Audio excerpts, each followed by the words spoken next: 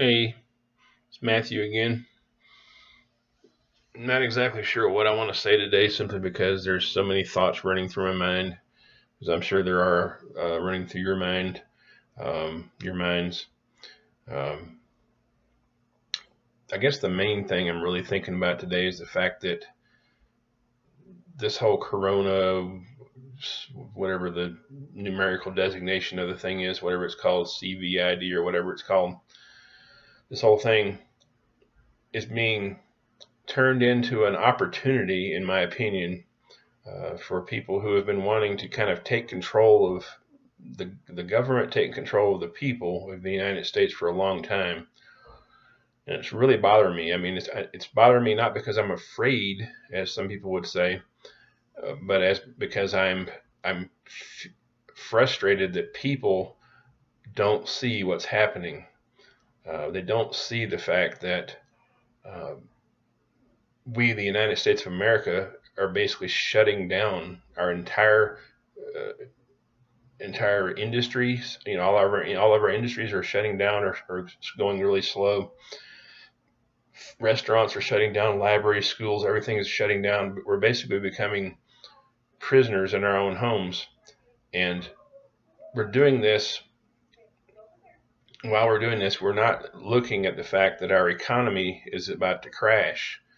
I forgot what the exact numbers are, but the Dow went so far down the other day. It was just a few days ago. The Dow went so far down that there were people amazed that we didn't have a complete and total crash. I mean, it was a huge dip.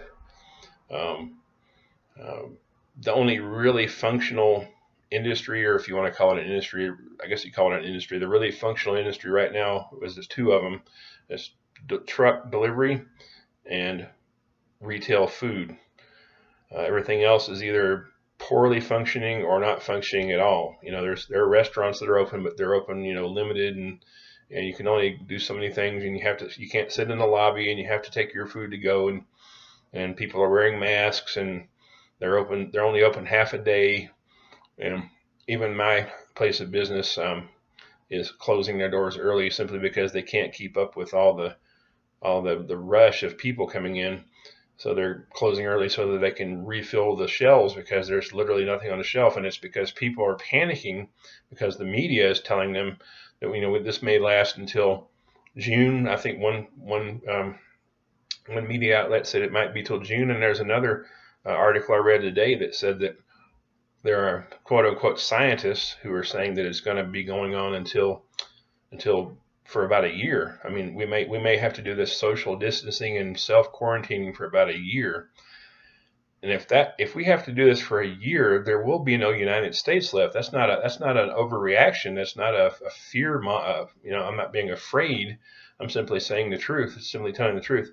If we shut down our industries, we shut down our shopping centers, our malls, our libraries, our gas stations, grocery stores for a year, the only thing that's going to be left is a whole bunch of people farming in their backyards and living in the woods and the desert. That's all there's going to be. There's not going to be a United States. The civilization that we call the United States of America, Western civilization, will die. We can't support it without commerce. We have to have commerce. We have to have industry. We have to have commerce. We have to have people going to work, making things, growing things, moving and pushing things down the highways, down the railways.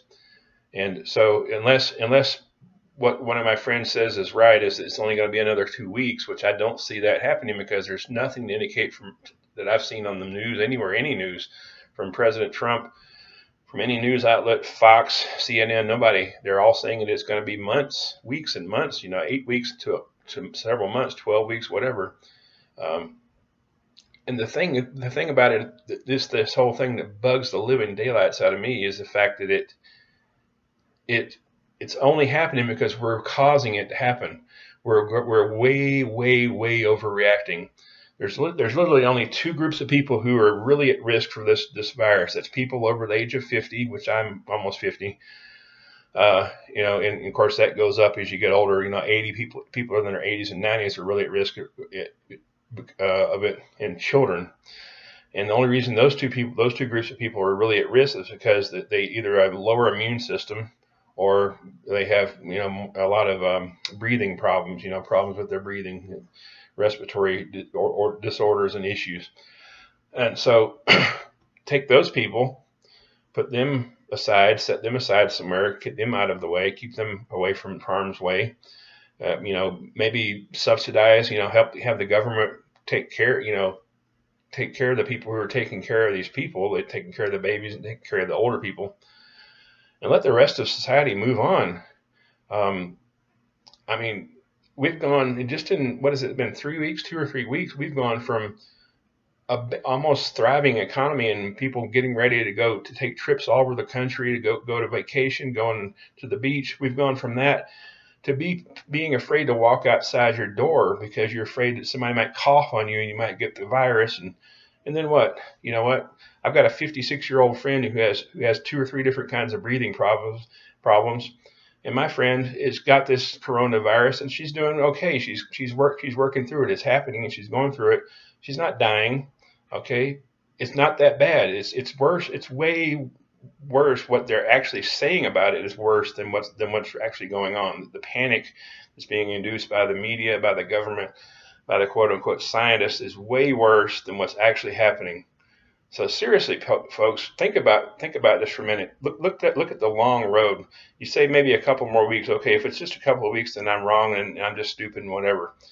But if it's June, if it's July, if it's August, if it's September, if it's Christmas, and this fear is still gripping our country, and we're still afraid to walk outside, we're still afraid to go to McDonald's, still afraid to go to the library, what do you think our society is going to look like? Seriously, I mean, for real.